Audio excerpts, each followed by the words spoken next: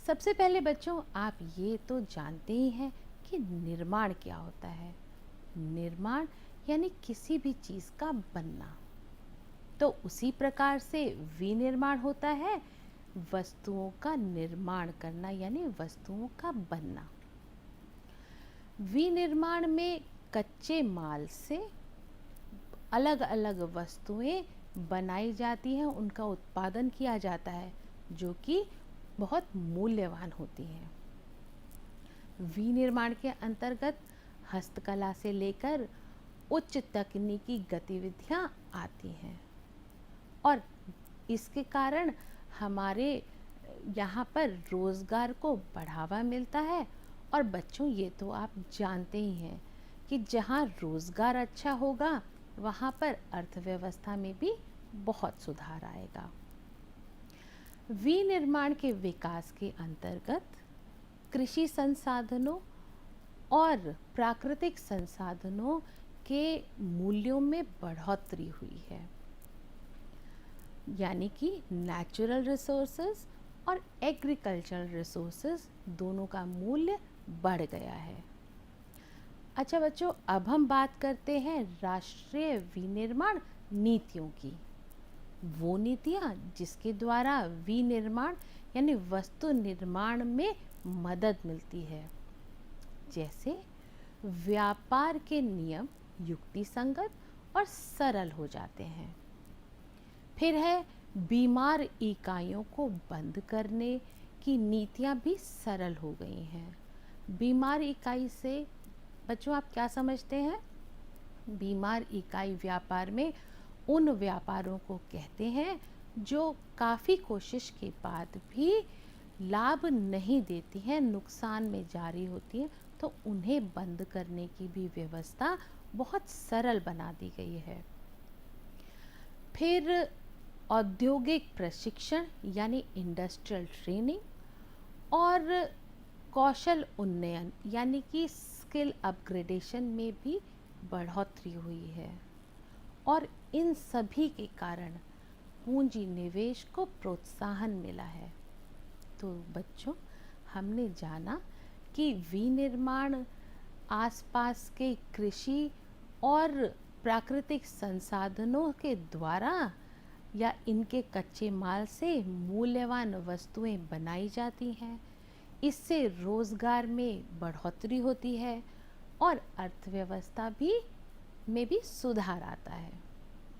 अब हम बच्चों विनिर्माण से उद्योग की ओर चलते हैं। बच्चों, जैसा कि आप जानते हैं कि हमारे देश में पहले बहुत कम उद्योग थे, परंतु इस आधुनिक युग में हमारे देश ने औद्योगिक क्षेत्र में बहुत तरक्की की है। इसके कारण जो बहुत अच्छी वस्तुएं भी हैं वो सस्ते दामों में मिलने लगी हैं और इसी के कारण लोगों के रहन सहन में बदलाव आया है, क्योंकि जहाँ उद्योग होगा वहाँ रोज़गार होगा और जहाँ रोज़गार होगा वहाँ अर्थव्यवस्था बहुत अच्छी होगी। अब हम बच्चों बात करते हैं हमारे देश के प्रमुख उद्योगों की।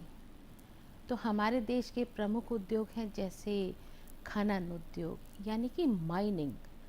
माइनिंग क्या होती है? पृथ्वी के अंदर से खोदकर जो भी वस्तुएं हम बाहर निकालते हैं, जैसे कोयला हुआ, खनिज पदार्थ हुआ, ये सब खनन के अंतर्गत आते हैं।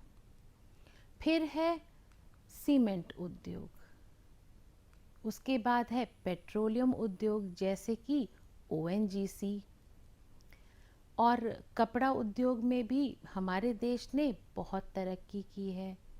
फिर आता है चीनी उद्योग। चीनी उद्योग में क्योंकि हमारे देश में गन्ना बहुत अच्छा होता है, तो चीनी उद्योग ने भी बहुत तरक्की की है। फिर है एल्युमिनियम उद्योग। एल्युमिनियम उद्योग जैसे बैल्को, नैल्को और हिंडाल्को, तो हमारे देश के प्रमुख उद्योग थे जो जिसके बारे में हमने अभी बात की। इसके अलावा रत्न और आभूषण उद्योग भी हमारे देश में बहुत तरक्की कर रहे हैं। तो देखा बच्चों, विनिर्माण से और उद्योग के बढ़ावे से अर्थव्यवस्था और रोजगार में बढ़ावा हुआ है। अब हम बात करते हैं बच्चों मेक इन इंडिया योजना की। हम सब मेक इन इंडिया योजना से भली भांति परिचित हैं। ये एक ऐसी योजना है जिसके द्वारा विदेशी कंपनियां हमारे देश के विभिन्न व्यवसायों में पैसा निवेश करती हैं। जब पैसा हमारे देश में अलग अलग व्यवसायों में लगता है तो उससे रोजगार के अवसर बढ़ते हैं और अर्थव्यवस्था भी अच्छी होती है। और अब तो हमारे देश का नया नारा है, लोकल के लिए बने वोकल। हमारे प्रधानमंत्री जी ने ये कहा कि अपने देश में बनी हुई चीज़ों पे गर्व करना सीखिए और उन्हें ज़्यादा से ज़्यादा प्रयोग में लाइए और उनकी तारीफ कीजिए। जैसे कि इम्पोर्टेड कपड़े की जगह खादी का प्रयोग करना। तो देखा बच्चों, विनिर्माण और उद्योग की उन्नति से हमारा देश उन्नत हुआ है। बच्चों, अब हम अपने अगले प्रकरण की ओर बढ़ते हैं, जो है ऊर्जा के क्षेत्र में नवीनतम प्रगति। बच्चों, ये तो हमने पिछली कक्षाओं में भी पढ़ा कि कार्य करने की क्षमता को ऊर्जा कहते हैं। ऊर्जा के प्रकार मुख्यतः दो हैं, तो आज हम उसके बारे में जानेंगे। ऊर्जा के प्रकार के बारे में जानेंगे, ऊर्जा के विभिन्न स्रोतों के बारे में जानेंगे। कुछ ऊर्जा के स्रोत ऐसे होते हैं जो लगातार प्रयोग होने के बाद भी खत्म नहीं होते और वे पुनः प्राप्त कर लिए जाते हैं। वहीं दूसरी तरफ ऊर्जा के कुछ ऐसे स्रोत हैं जो एक बार प्रयोग में ले आए तो फिर वो पुनः प्राप्त नहीं किए जा सकते हैं। तो आज हम ऊर्जा के दो प्रकारों के बारे में जानेंगे। पर सबसे पहले हम ये जानेंगे कि ऊर्जा का सबसे बड़ा प्राकृतिक स्रोत सूर्य है, सूरज है, यानी सौर ऊर्जा। इसके अलावा ऊर्जा के और भी स्रोत हैं, जैसे कि जल, वायु और कोयला, पेट्रोल, मिट्टी का तेल आदि। तो सबसे पहले हम चलते हैं ऊर्जा के प्रकार पे। तो देखिए बच्चों, एनर्जी का मतलब होता है ऊर्जा।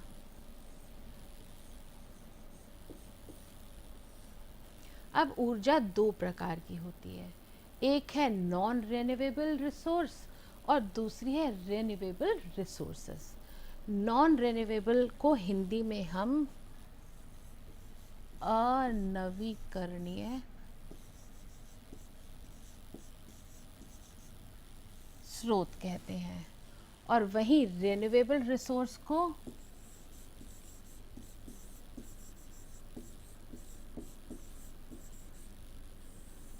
नवीकरणीय ऊर्जा के स्रोत कहते हैं। अगर हम बात करें अनवीकरणीय स्रोत की, तो ये पारंपरिक ऊर्जा के स्रोत हैं जो हम इस्तेमाल में लाते हैं, जैसे कि पेट्रोलियम और कोयला।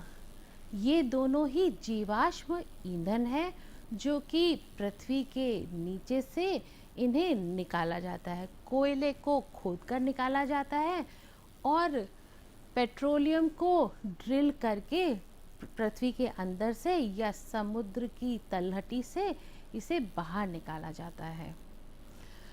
पेट्रोलियम से हमें पेट्रोल, एलपीजी और औद्योगिक ईंधन, ये हमें पेट्रोलियम से प्राप्त होता है। अनवीकरणीय में फिर आता है नेचुरल गैसेस, यानी कि सीएनजी। फिर है कोयला। अब हम दूसरे प्रकार की बात करते हैं ऊर्जा की, तो वो है नवीकरणीय स्रोत। नवीकरणीय स्रोत में आता है वायु, सौर, जल, और ये है जैविक ईंधन, जैव ईंधन, जिसमें लकड़ी, बायो अल्कोहल और बायोडीजल आते हैं। सबसे पहले हम इन दो प्रकार के ऊर्जाओं के में क्या अंतर है उसके बारे में जानेंगे। अनवीकरणीय स्रोत ऐसे ऊर्जा के स्रोत हैं जो पुनः प्राप्त नहीं किए जा सकते हैं, क्योंकि इनके बनने में करोड़ों वर्षों का समय लगता है।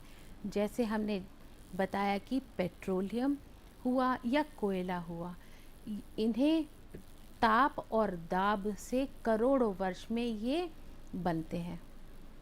उसी तरफ नवीकरणीय ऊर्जा के स्रोत हैं जो कि कितना भी खर्च करें वो ख़त्म नहीं होते और पुनः प्राप्त कर लिए जाते हैं, क्योंकि इनके स्रोत हैं जैसे पवन ऊर्जा, जल ऊर्जा, सौर ऊर्जा, तो ये हमें तुरंत प्राप्त हो जाते हैं।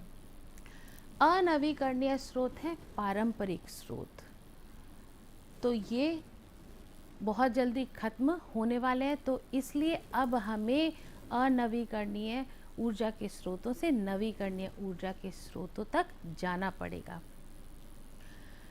अनवीकरणीय स्रोतों के कुछ नुकसान भी हैं। इनसे प्रदूषण होता है मनुष्य के लिए, जो बहुत हानिकारक होता है, क्योंकि जब जीवाश्म ईंधन जलता है तो उससे कई प्रकार की ऐसी गैसेस निकलती हैं जो मनुष्य के लिए हानिकारक होती हैं। परंतु नवीकरणीय ऊर्जा मनुष्य के लिए बहुत अच्छी होती है, इसीलिए इन्हें स्वच्छ ईंधन कहा गया है, स्वच्छ ऊर्जा कहा गया है, क्योंकि इससे मनुष्य को कोई हानि नहीं पहुंचती और ना ही ये कोई प्रदूषण करती है। तो इसमें आते हैं जैसे बायोफ्यूल, यानी कि जैव ईंधन। जैव ईंधन में आते हैं लकड़ी और बायो अल्कोहल। बायो अल्कोहल यानी गन्ने से जो है इसमें गन्ने से ईंधन बनाया जाता है। और उसी तरह से बायोडीज़ल ये बनता है, बायोडीज़ल बनता है